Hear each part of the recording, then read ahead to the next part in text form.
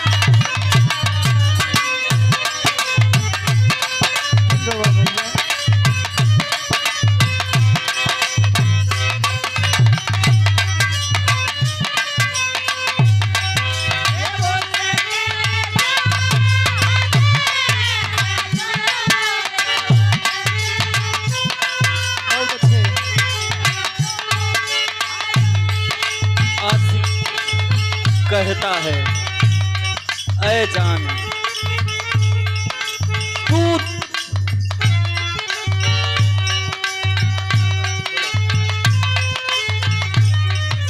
तू चल जईबू तब बोला जी अब कैसे हो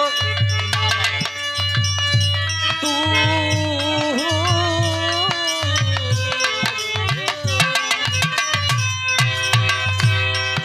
चली जईबू तब बोला जी अब कैसे हो कर दिया जुदाई कर साहब बोला कैसे हो भैया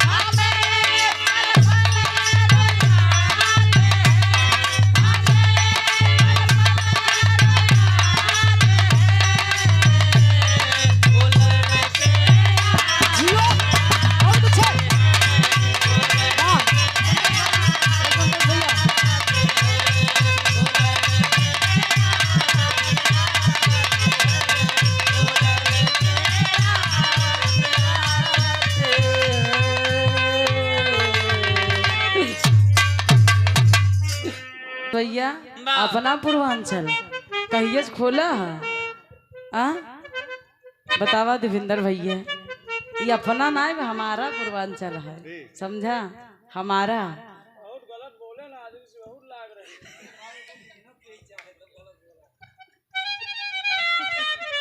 बड़ा बढ़िया बढ़िया गीत नया नया भोजपुरी वो मुहे से और कहाँ सुनो रहा तुम काने से ना जी अब तोरा बिना यजुए बुझाइल बा सोच सोच के बात रोवा गनगनाइल बा ओकर पहला प्रेमी डंडा लेके आइल बा आई सही कहा होगा टाइल्स वाली बात याद करा दिया भैया बड़ी बढ़िया गीत और दादा माई बाबू सब हो बहुत बढ़िया डांस जैसे लगे कोमरिया पे भाला चलत हो डांस आजकल प्रैक्टिस होता लेकिन कम हो गया आज पूरा ना भर रहा है बहुत बढ़िया बढ़िया गीत संगीत के आप लोग आनंद लिहला। बा एक गीत गौलन बा का जाने दे शहर वाली आन के बलमुआ के सेज सुतावई अपने बलम के बिछाई दे। तो का कैसे पता चला? दा शहर वाली जोन जोन काजल लगावत है लक्ष्मी का। अच्छा ये आपो लोग समझदार हुआ। अगर मेहरारू दूसरे के मनसेदू को अपने बिस्तर पे बैठाई ले और वो ओकर मरद घरे रहे ओकर बिछाई दे गोनरा, वो का सोची ओकर का हाल होई। आप लोग महान हैं। ई दादा लोग गीत के गावत रहलन। ई दादा गीत तब गौलन जब मेहरारू कोनो लड़का होता, पति और पत्नी के बीच में तीसरा कोई आता है तो वो बच्चा। मेहरारू अपने मर्द के बियाहे से जब बियाह होता जब तक ओकरा लड़का नहीं रहत तब तक कहे हमार जानू है, हमार सोना है, हमार बाबू है, हमार पोपो है।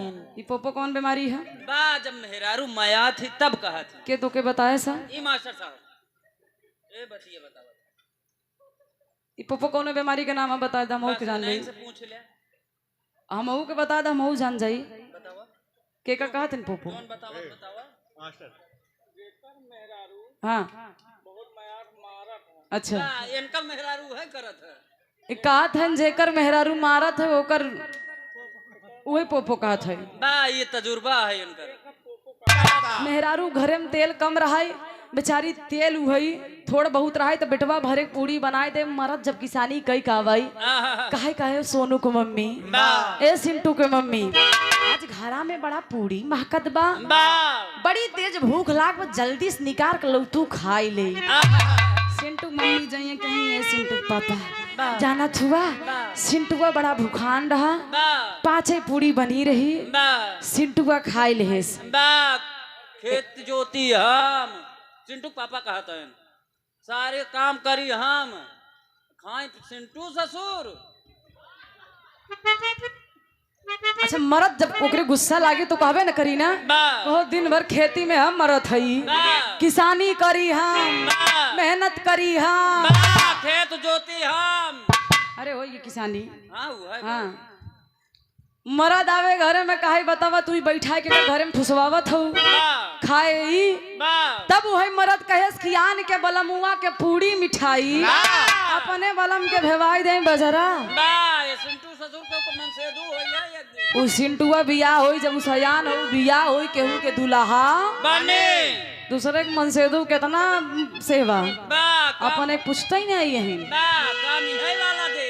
और वही सिंटुआ जब 2-2.5 साल 1 साल के 5 महीना का रहा है ठंडी के महीना रहा है सिंटू की मम्मी कहा ये सिंटू पापा बिस्तर में बड़ा गील हो गया और सिंटुआ सोई ना पावत रतिया की एक काम करा है गोनरा बिछाई ले नीचे सोई जा और हम सिंटू बेटा सोई जा चाहे बेड रहा हो चाहे चारपाई रहा हो जो रहा वही समय तो दुल्हीन अपने बेटवा के लेके सोवत मरद कहत बा कि आन के बलमुआ के सेज सुतावा दूसरे के मन से धू बने आन के बलमुआ के सेज सुतावा अपने बलम के बिछाई दे गोनरा का जाने दे शहर वाली कजरा। और रही बात कजरा के जितना शहर वाली जानती उतना देहात वाली ना जानती यही खातिर एक लाइन बा ये तो नैना वाले से काम चला लेती नैना नैना काजल हो नैना सस्ता है पगल लक्ष्मी सबसे अच्छा बा देहात वाली नैना से हाँ सही बात है यही खातिर एक लाइन हम गोली आज के जनरेशन के देख के कैसे गुरु जी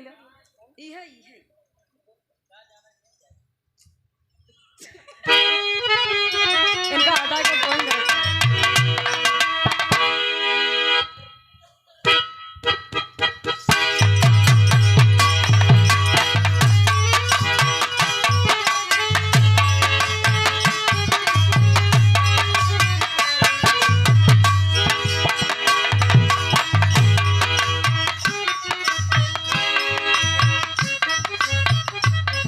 हमारा ही दादा माई के उतना का जाना ही लड़का आज वाले आज के जनरेशन जोन चलत बा का जाना ही लड़का दादा वाली पगड़ी का जाना ही लड़का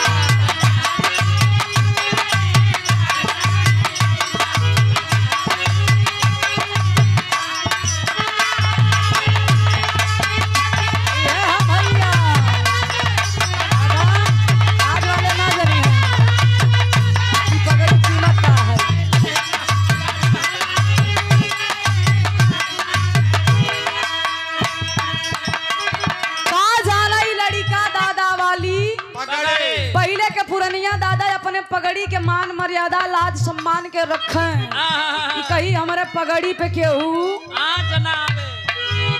धब्बा ना डाले।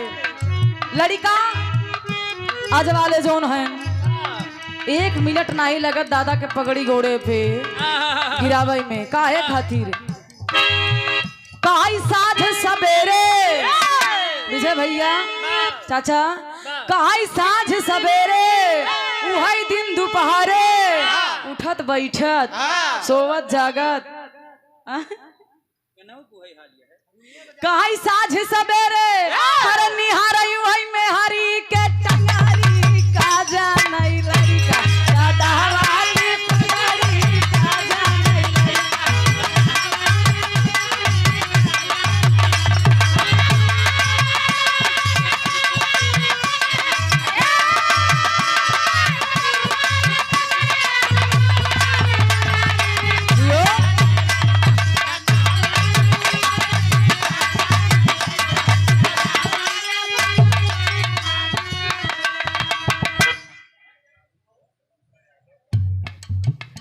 और ये देखिए अच्छा सम्मान मिला बाबा ही की हमारे धर्म के चाचा जी थे। मेहरारू घरे के लक्ष्मी होली लेकिन का करबा आजकल जमाना में बदलत बा। एक लाई नौरी गौलन लाल जी लहरी गुरु जी गौलन उड़तई चिड़ैया काहे मारा ई गीत से पहले ई गीत के हमारे माई बहन गावत रहली। कैसे गुरु जी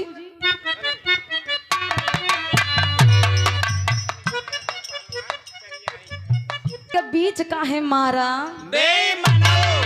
काहे सेज पे मारा सुपेदा पे मारा जा बेईमानऊ बहुत गलती की हम काहे वही लहंगा के बीच काहे मारा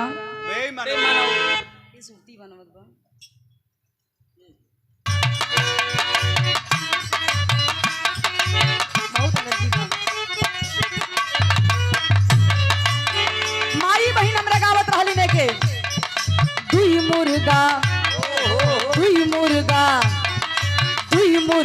बोलाई साड़िया के ऊपरा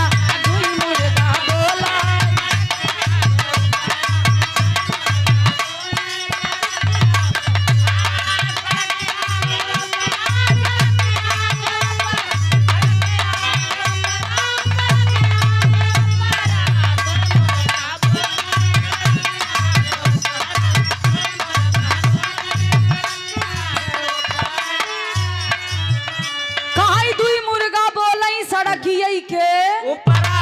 बात तब के देखा गाना बहुत बड़ी बात नहीं बा हम गाय देव समझे वाले कुछ और समझ जाइए। एक मतलब है पहले के जमाना में जब 4 बजे माई बहन उठे आज वाली के नहीं बात करते ही यही से कहल गई बा कि पुरान चीजें में दम होला। जैसे बतावल गई है पुरान गुड़ पुरान चावल पुरान दारू पुरान मेहरारू मेहनत कम लागल भाई के था में बा अकेलियम हो अकेल ज्यादा बताओ थे दिमाग। अच्छा तो पुराने पुरान मेहरारू के मतलब है हमारे दादी चाची के जमाना के भाभी तक जिनला भाभी वाली आज जमाई जाते हैं।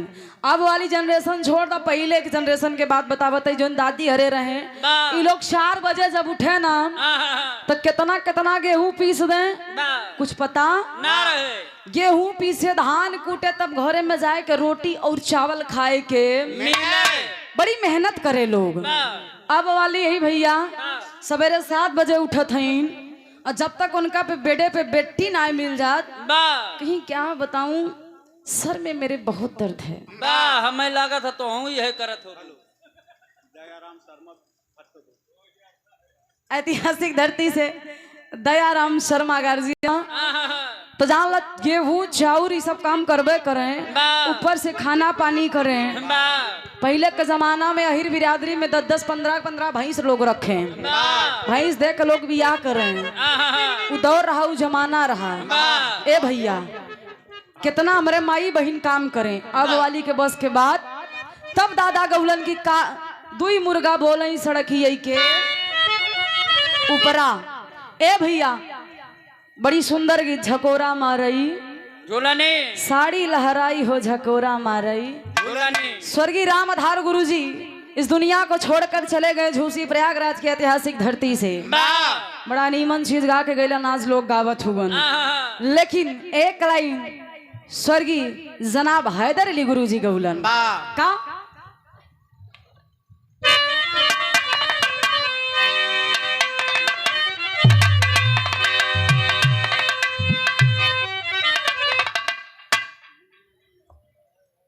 वाह।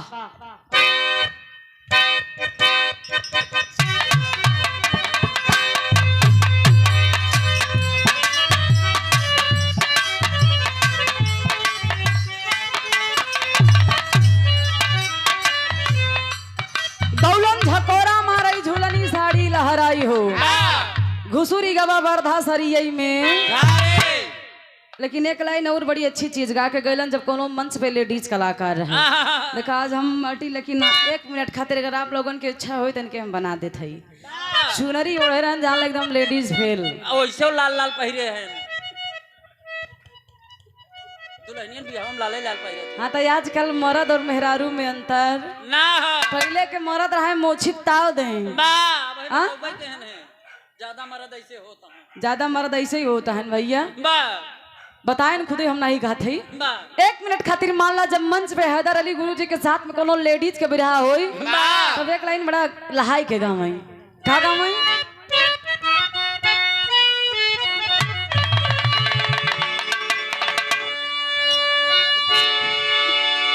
सही हो। अब तू जोन बजाई दे मोई गाओ बाबा। कहाई गईले ससुरारी गईले ससुरारी हरे हम बनी के दुल्हावा। ए हेलो पलट हेलो भैया पलट बहुत बहुत धन्यवाद। बड़ा जोश में दिखाते है तू। आजकल लागत वो एनर्जी ड्रिंक मिले था ठीक ठाक शरीर से। हाँ अबे बतावत रहे ना कि आजकल लड़कियां कमजोर होते हैं, लेकिन हैदर अली गुरुजी गावत रहन का गौला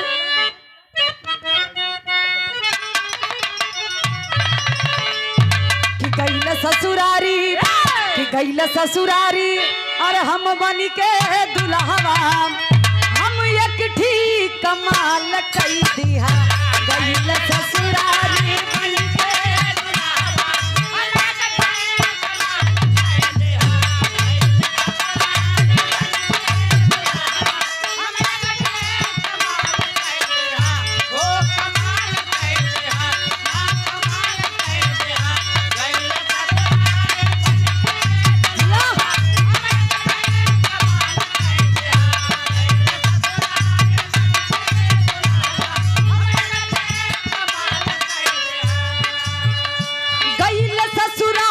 बनी के दुल्हवा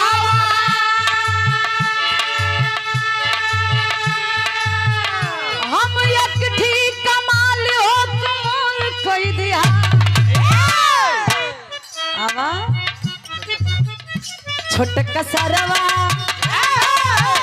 छोटका सरवा जब लावा पर कमल की रुमाल लगाई दिया। छोटका सरवा जब लावा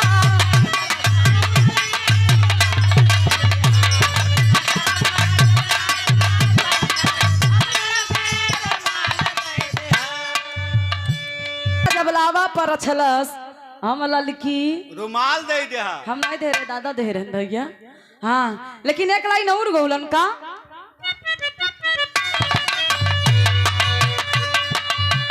जब हैदर गुरुजी से लालजी लहरी गुरुजी से विरहा हुई तब हैदर गुरुजी देख के गावे लालजी लहरी के का गावे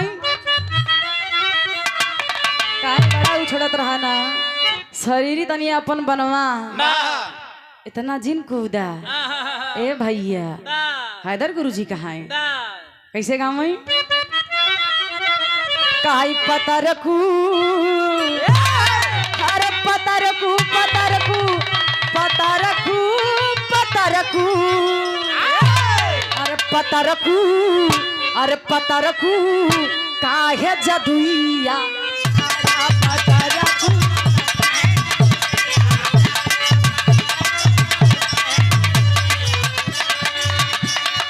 जियत जियते जिंदगिया है,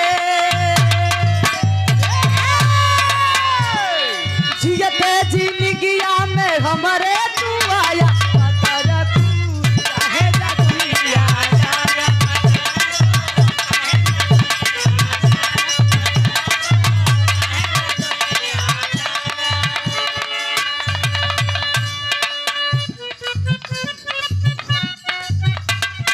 एक एक लाइन बांध के रखा। हम पूरा ना गाई, पूरा गाओ तो बहुत देर हो जाए, बिरहा सुने खातिर सब बैठा है, लेकिन एक लाइन हम बतावत रहे, लेडीज कलाकार रहे तब देख के गावत रहे।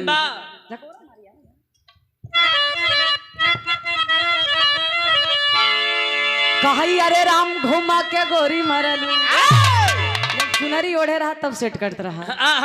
कही अरे राम घुमा के गोरी मरलू, हई ना जारी ऐसे बान हो घुमा के गोरी मरलू।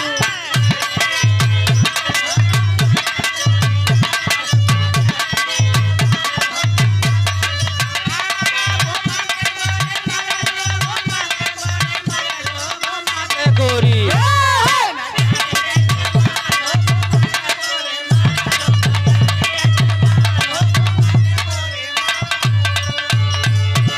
उठा के गोरी मारलू, बैठा के गोरी मारलू,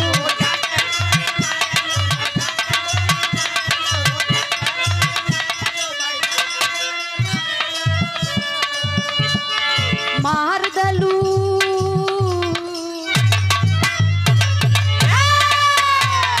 मार दलू अपन नजरी ऐसा बान हो घुमा के।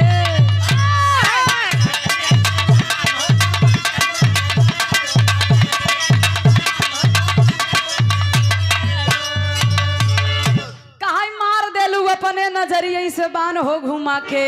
गोरी मारलो। ए भैया एक गौले रहलन के हैदर गुरुजी अपने बिरहा में एक लाइन गायन, का गायन? कही अरे राम नचतई चली, ए भैया नचतई चली, तबीर बलकई बेटी गिनिया नचतई चली।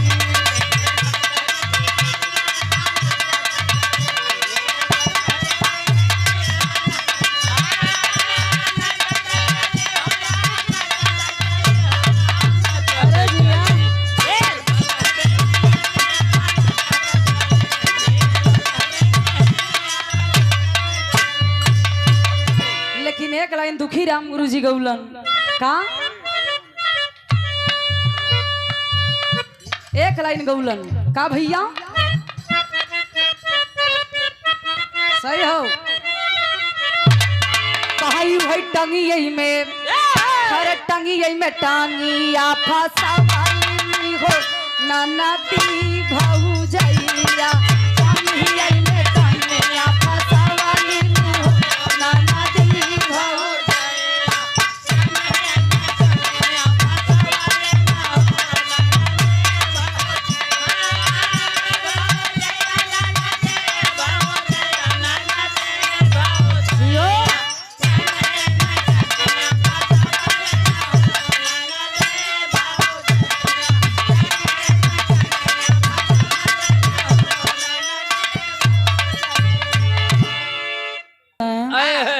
टांगी पे टांग सटावे, और जब टांगी पे टांग सटावे तो ऊपर से गेहूं डारा नीचे से सफेद सफेद गिरावे। कब गिरावे? अटवा हो। हाँ सफेद सफेद आटा पूरा बोला कर पागल। तब माई बहन इतने मेहनत करते लेकिन अब वाली के बस के बाद ना हो। ऐसा ऐसा गीत बा भैया, जब ऐसे ऐसे कमर लचके कैसे हुए। देखा पहले के जमाने में गीत में रस रहे लेकिन अश्लील ना रहे। ये तो पुरान चीज है गुरुजी, ना ये पुरान की है, लेकिन तनी से एकाक दुलाई नहीं की बजाय देख बिरहा हो जाए, बिरहा एकदम सटाए दे वाह।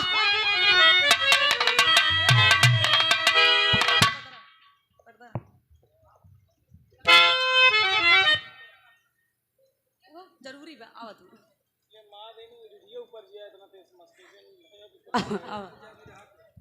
वाह